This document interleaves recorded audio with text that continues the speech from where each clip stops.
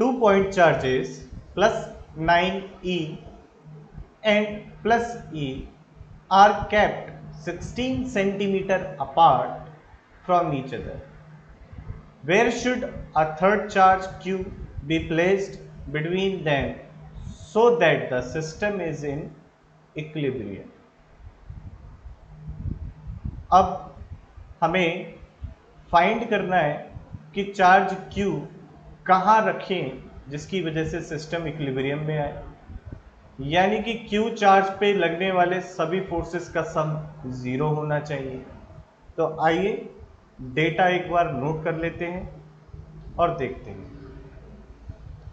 एक चार्ज है +9e का,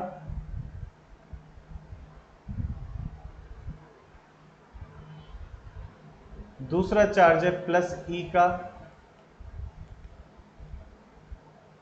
इन दोनों के बीच की डिस्टेंस जो दे रखी है हमको, दैट इज 16 सेंटीमीटर। एक Q charge let us suppose at a distance r पे रख दिया गया।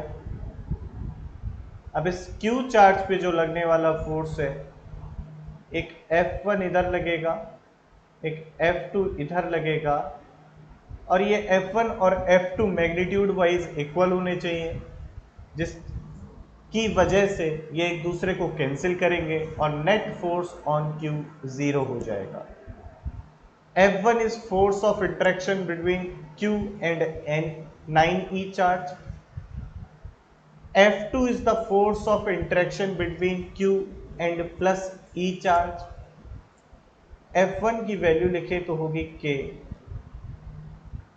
Q 9e divided by R square. और अगर हम F2 की वैल्यू देखें तो F2 की वैल्यू होगी K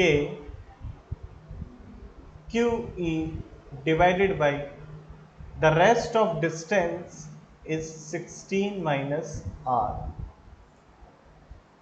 16 minus R whole square. These two forces must be equal in magnitude.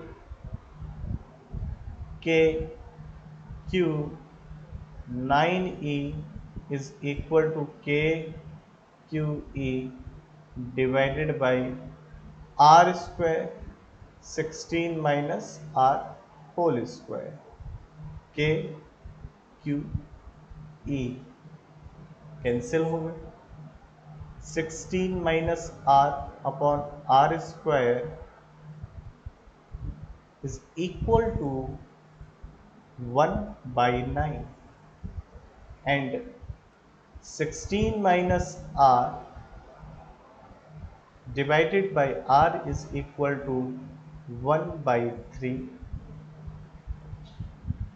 16 by R minus 1 is equal to 1/3. 16 by R 1/3 plus 1, that is 4/3, and R is equal to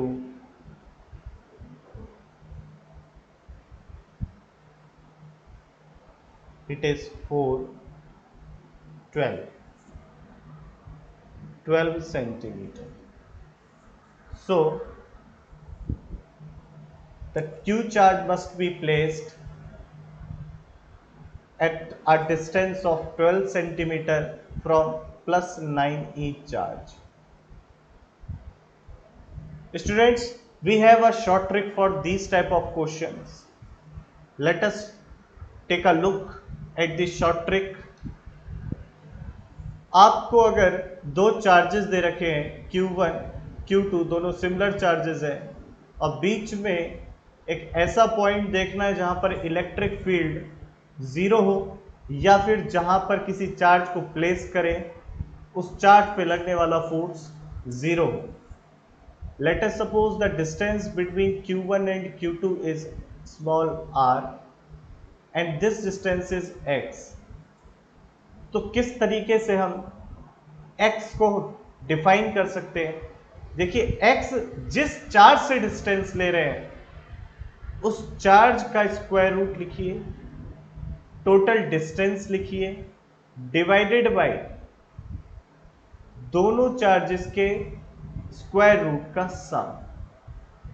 If you know this trick, you can solve these type of problem very easily. तो इसी trick का use करके अगर मैं problem solve करूं, यहां पर था 9e, यहां था e और r की वैल्यू थी 16. तो this is square root of 9e divided by square root of 9e plus square root of e into 16 centimetre, that is 3 square root of e, 3 square root of e plus square root of e into 16, and it is 3 into 16 divided by 3 plus 1, which is 4. So 3 into 4, 12 centimeter.